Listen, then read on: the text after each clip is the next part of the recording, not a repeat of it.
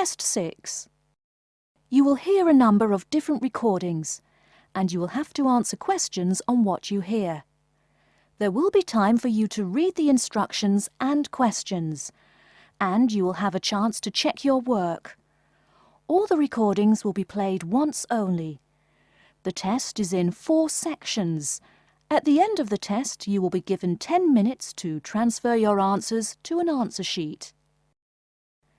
Now turn to Section 1. Section 1. You will hear a conversation between an agent from City House Services and a customer who wants to have her house cleaned. First, you have some time to look at questions 1 to 4.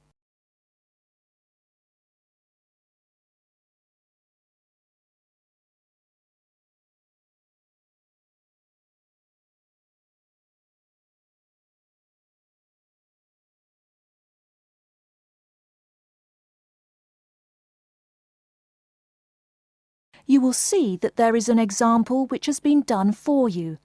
On this occasion only, the conversation relating to this will be played first.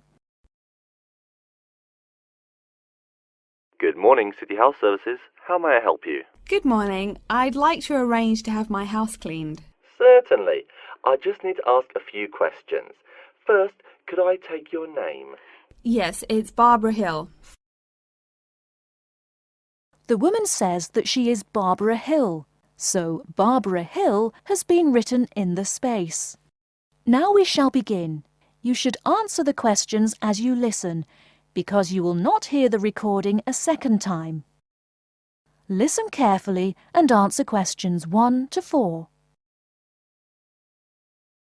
Good morning, City House Services. How may I help you? Good morning. I'd like to arrange to have my house cleaned. Certainly. I just need to ask a few questions. First, could I take your name? Yes, it's Barbara Hill. Thank you. Next, is your house in London? Yes, it's in Kingston in southwest London. Okay, southwest London, and, what's the postcode? SW105. And what is the square footage and what rooms will be cleaning? The whole house is 268 square feet, and there is no need to clean all the rooms. I only want to have my bedrooms cleaned. Okay.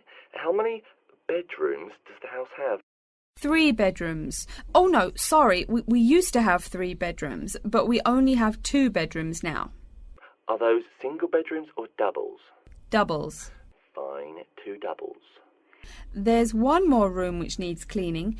It was used as a bedroom before, and now we have converted it into an office. I understand.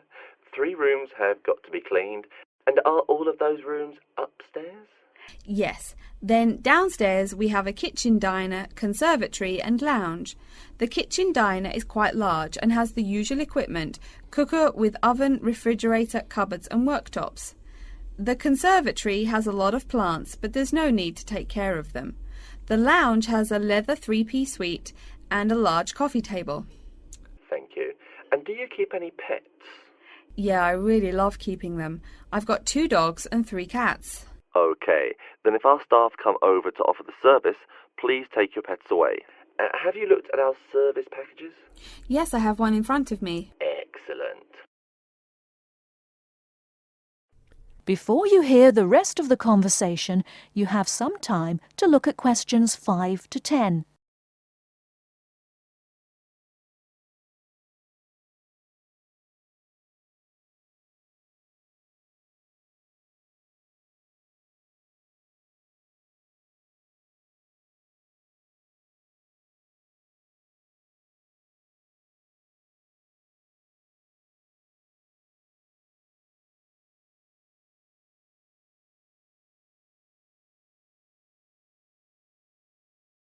Now listen and answer questions 5 to 10. Any extra services you need? Switching bed linen, work in the garden, clean the glass in the conservatory, that kind of thing? No. Actually, replacing the bed linen, yeah, that would be good. No problem. I'll just make a note of that. How about curtains, mats and carpets? What would you like us to do with those items? The curtains. I'll have to think about that. I think we should have the carpets cleaned really well every quarter. Mats can just be done with the laundry. Of course. How about clothes? We can have our staff wash and iron them, or we can have them taken to a dry cleaner. Washing and ironing. No, just ironing. That'll be okay. Okay, fine. I know quite a bit about what you want now. I should let you know that we're located on 12 Amy's Road. That's Amyes. And we work on from Monday to Sunday except Tuesday and Wednesday. Could you let me know when is convenient for you? Next Friday. No. Oh, that's no good. My son invites his friends over in the afternoon that day. Perhaps next Thursday or next Saturday? Let me check. Okay, next Thursday. When is it convenient for us to come over and provide the service? Is it okay if we come in the morning? Or we may come in the afternoon. It depends on your schedule. I'm okay with any time. Just give me a call to let me know you're coming before you arrive. Sure we will. By the way, how long will it take for the service? We usually work 1 to 3 hours for house cleaning, and the work will take 3 hours at most. And of course, if it takes more than 3 hours, you should pay extra for it. Fine. So, let me just do some calculations. That is the end of section 1. You now have half a minute to check your answers.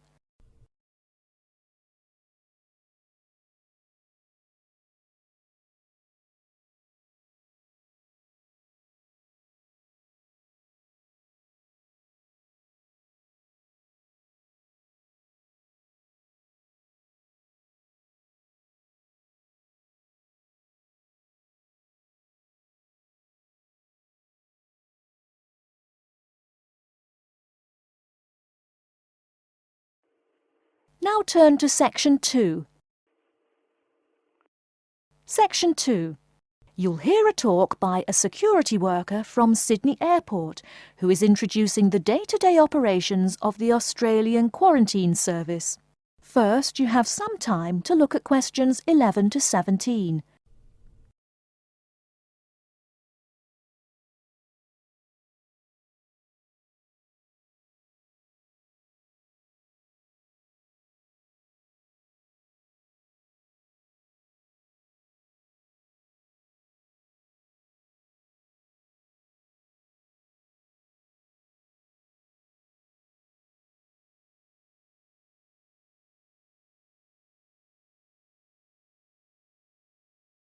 Now, listen carefully and answer questions 11 to 17.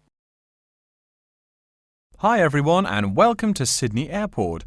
Today I'll be giving you the inside information on the day-to-day operations of the Australian Quarantine Service here. We hope to provide you with a better understanding of why such heavy security regulations are necessary by educating you on how we operate and why we do the things we do. We're not here to try to persuade you to fly through Sydney Airport, though we hope you'll find your experience relatively stress-free and comfortable. First things first, our personnel. Can anyone guess how many people work at Sydney Airport? We have 200 alone working in Terminal 2. So can you guess how many in the whole airport? I heard someone say 360. That's getting closer. What? Did someone say 2,000? That's way too high. Sydney Airport actually employs 440 people. A lot, right? And about half of those employees work in security-related matters. Moving on to our not-so-human employees, let's come and see our favourite pooch, Milton. Milton is our best drug-sniffing dog on the force. He's friendly to most people. You can even come pet him at the end of our tour. Burnouts, beware though. He'll find everything. Notice that even though there are so many of us around him, Milton stays quite calm. This is the precise reason he was chosen for the job. Dogs that are chosen are not predisposed to sniff out different narcotics. That's something we teach them already. So here's a part of the airport most people never notice, the cargo transport terminal. This is where packages are shipped to and from. Normally, we ship around 4,400 packages per month. In this airport alone, over 52,000 packages were shipped in and out over the past year. We ship to and from 170 different countries. Not bad, eh? Probably it will go up to over 72,000 packages this year. And despite over 100 flights in and out of here daily, the number of lost or delayed packages is impressively low. If you send your package through here, rest assured we'll get it where it's going. Let's move on to the area most of us are familiar with, the passenger terminals. In order to be allowed into this area, you must pass through security with your ticket and, if you're travelling internationally, your passport. If you're travelling domestically, you just need a legal form of ID. If you don't have those, you will not be allowed to pass through security and board your flight. During the security scan, your carry-on items will be checked for dangerous items such as weapons, sharp objects, and liquids that exceed our specified limit. If you attempt to pass any of the prohibited items on this list posted at the entrance, you are still allowed to board the plane, but you'll be given a warning and your item will be confiscated. Don't worry, we will not arrest you for having too much shampoo in your bag or anything like that. We also search your carry-ons and parcels for any perishable items. We prohibit the transportation of local vegetation and prohibit parcels containing any insects in them. You may or may not have learnt about this in biology class, but when some plants are introduced to a new environment, they spread wildly and wipe out the current species around it. It is important to control the introduction of new plants into an ecosystem, so we must prohibit the transport of any fertile seeds. So what happens to parcels containing possibly suspicious items? It's of course something we do not take lightly here. If an object passes through the scanner that appears suspicious in any way, it is separated out for manual search by a member of our trained security personnel.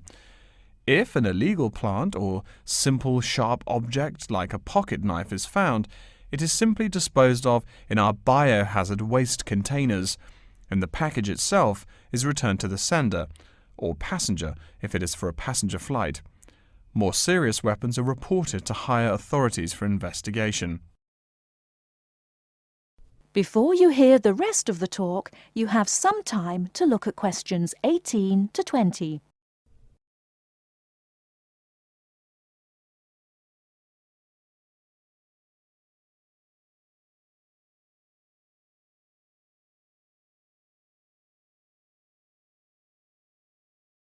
Now listen and answer questions 18 to 20. As far as parcel security, the material of the parcel is important. For shipped goods, the most common material used and the most widely accepted is paper.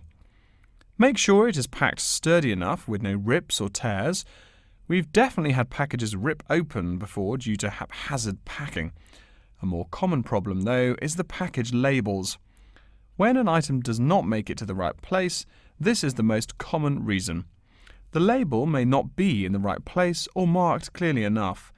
If you're receiving any items from abroad that must be declared, please remember our guidelines in order to ensure the timely delivery of your item. Make sure it is packed correctly, and we ask that you notify customs between 2 and 10 days within the item's scheduled arrival date. OK, before we move on, are there any questions? That is the end of section 2. You now have half a minute to check your answers.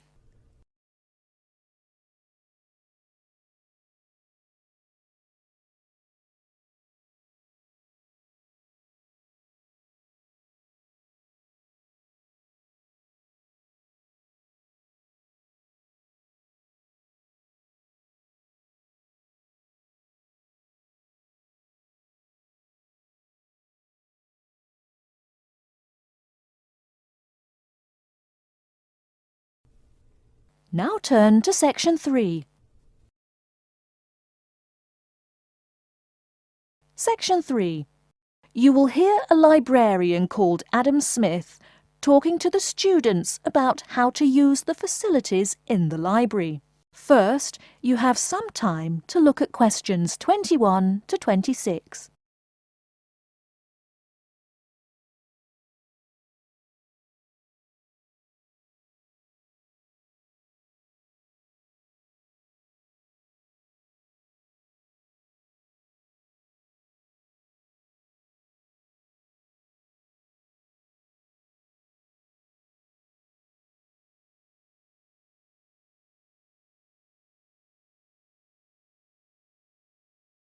Now listen carefully and answer questions 21 to 26. Welcome. Please come in and gather over here around the tables. My name is Adam Smith, and I'm the librarian here. I'll show you around today and explain how to use these facilities. Hopefully, when I'm done with it, you'll know the ropes. And please feel free to let me know of any questions or concerns that you may have. Now we're at the gate of the library. Upon entering into the door, you'll find that the restrooms are on your left-hand side, and opposite them is a photocopy room. Many of you are wondering about the check-in and check-out process. What you have to do is go to the circulation desk, which is to the east of the photocopy room.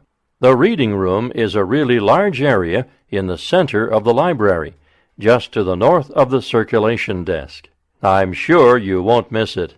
If you're here to do research, this is where you should bring books to look through. However, if you're here to do any group projects or other interactive activities, I advise you to use one of the study rooms, which are just to the east of the reading room. Moving on to the southeast corner, we have the periodical section, just next to the study rooms. We have a collection of different newspapers and magazines in this section. You can get last week's weather reports, or all the top stories 5 years ago. Our periodicals can be traced back 20 years to the time when our school library was built. Our first question. Yes. Can we check out magazines from the library? I'm sorry, but you cannot take any periodicals out of the library. You're welcome to read them for as long as you want while you're here, but you cannot check them out. I wonder if there is any place where we can get some food in the library. Do we have a store here? Of course. The Food Service Center is just meters away from the study rooms. It's on the northeast corner as you look at the map. The Food Service Center offers different kinds of snacks, though it's not big. Well, moving on along to the west, you will find the Video Resource Center on your right hand. We have educational videos and documentaries, as well as major motion pictures. We ask that you pay attention to the tag on the video that you pick up, as many of our documentaries are for on-site viewing only and may not be taken out of the library. To the west of the Video Resource Center is our satellite TV station. Here we stream the news from Channel 19 for most of the day. How many channels does it have? It does have nearly 200 channels, but we generally will give top priority to channels with some big events, like presidential addresses or other breaking news. During the coverage of the presidential debate, students will take a break from studying and flock to watch it. Last, but perhaps most important, is the inquiry desk. It's just on the left-hand side when you walk into the library, so it's impossible to miss it. If you have any questions about how to use equipment or where to find something, come and ask the assistant. Don't be shy, because that's what they're here for. Before you hear the rest of the talk, you have some time to look at questions 27 to 30.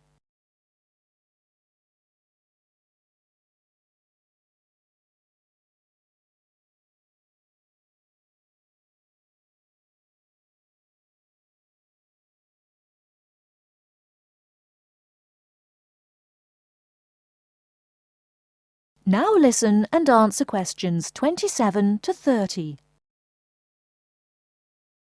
Speaking of questions, one of the questions we get asked is how to actually check out a book once a student has picked one out. If it's a fiction or non-fiction book, look for the pink and yellow checkout card inside the back cover of the book.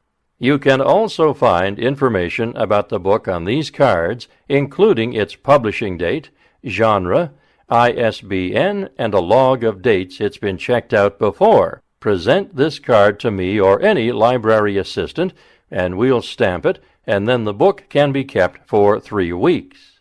You can find general information on a field of study by using one of our subject guides. We have them on paper here, but any of our computers will allow you to search within fields as well. What if the library doesn't have a resource we're looking for? Great question. I'm going to address that. Our library is a network with a number of other universities in the area. So if there is something you're looking for and it's available somewhere in the area, we'll be able to get it for you. However, there are universities which are not part of the network, so we do not share resources with them. If you want more information about the library and its resources, you'll find it in a labeled blue folder on my desk in the Enquiry section. Okay, so that's a lot of information all at once, and I don't expect you to remember it all. The most important thing is please be respectful of the staff, and if you need help with anything at all, come and ask me or one of the assistants. All right, any questions? That is the end of Section 3. You now have half a minute to check your answers.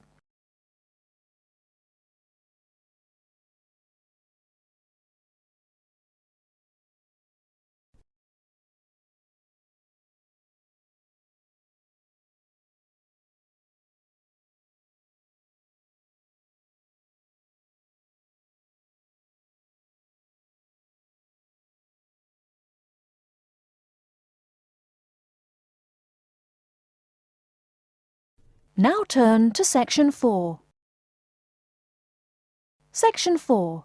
You will hear a lecture about Crocodylus niloticus and its living habits. First, you have some time to look at questions 31 to 40.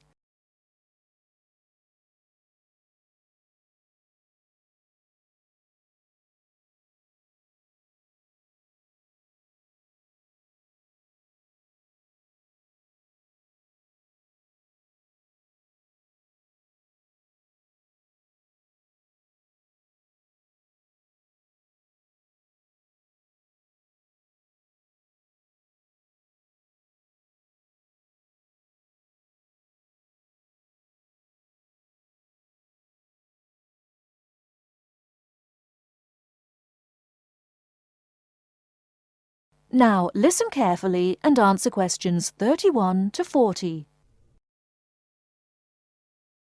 Good morning. Today we will continue our study of Crocodylus niloticus by talking about its living habits. We've already discussed the evolutionary attributes that set it apart from its crocodile relatives. Does everyone remember that? Yes, it has an extremely narrow snout and 3 or 4 rows of protective scales on its back, as compared to 2 rows on other members of the Crocodylus genus. Let's take a look at how these carnivorous man-eaters live, where they live, and finally, whether they really deserve their vicious reputation. To start, I'd like to address a great question posed to me by a student during yesterday's office hours. We talked about the distribution of crocodiles in Africa and saw that they are highly concentrated in the south and west of the continent. This student noticed that on the map displaying the distribution of crocodiles across Africa, there were no crocodiles in the northern region, and found no mention in the literature of the existence of crocodiles in the north of Africa. Why might there be no crocodiles in North Africa? Let's save this question for later in the lecture. To find out more about the social habits of the African crocodile, one researcher named Tara Shine of the University of Ulster in Northern Ireland conducted a survey of the wetlands in Mauritania and received reports of 46 crocodiles living in one group, or float as we say when referring to crocodiles, though the usual number is a little less than half of that. In general, crocodiles are more highly concentrated in wet subtropical environments near bodies of water and rich vegetation. While South American crocodiles thrive in cool rainforests, the African crocodile is more equipped for heat. Though they can survive at the hot temperatures found in some deserts, they are not equipped to handle dry climates and thus cannot survive in places like the Sahara Desert of North Africa. As cold-blooded animals, crocodiles' core temperatures fluctuate from their average of 38 degrees Celsius as external conditions change. Thus, they need to avoid extreme temperatures. Others live an underwater life, keeping a body temperature close to that of the water. As their own unique method of regulating their body temperatures, some African crocodiles have made dens by digging holes in the ground to provide themselves with a cool, dark place to retreat from the hot African sun. Speaking of the hot African sun, let's go back to the question asked at the beginning of the lecture. We know that there used to be crocodiles in northern Africa, yet today there are none. What are some possible explanations for this? Some students have suggested that the African crocodile has evolved from a desert creature into a wetland creature, thus causing them to migrate south for more appropriate conditions. Others presume that the crocodile was hunted out of northern Africa by a fiercer predator. While these are intelligent guesses, the real story is a little bit different. The key to this migration is that the Sahara Desert did not always cover the north of Africa. About 8,000 years ago, the land was fertile wetlands, perfect for breeding crocodiles. Over time, though, the area dried out and the wetland slowly turned to desert, leading the African crocodile to migrate south to the marshlands they call home today. Some crocodiles did, however, adapt to living in dry conditions. In Mauritania, some crocodiles have learned to survive in an area where they can go up to 8 months with no water, by spending the driest of times in what's called a torpor, or short period of hibernation. To utilize every bit of rainfall, these desert crocodiles dig underground caves that collect runoff, thus staying cool and hydrated. During the mating period in November and December, males attract females to their viciously protected territory through a number of behaviors that range from snapping their jaws all the way to sending infrasonic pulses through the water. Afterwards, the female digs a hole up to 60 centimeters in depth to store the eggs for an 80-day incubation period. The female protects these eggs during the period, and sometimes even helps crack the eggs with her snout at the end. These teeth-gnashing carnivores are softer than we think. Although these vicious creatures have attacked humans on a few occasions, the residents are not afraid of them. In fact, they show a great deal of reverence towards these wondrous creatures.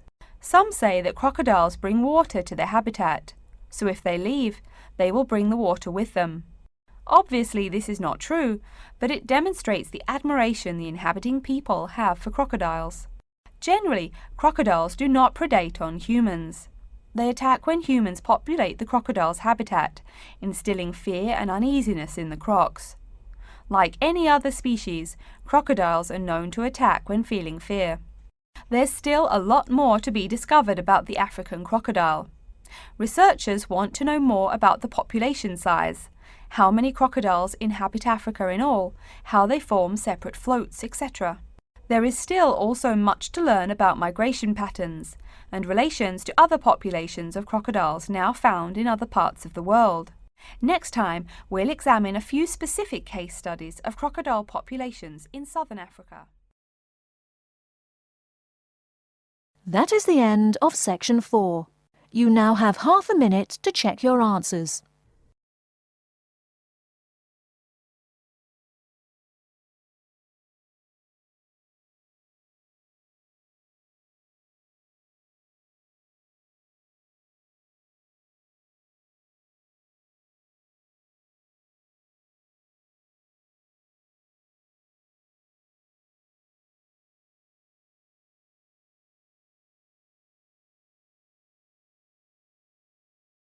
That is the end of the listening test.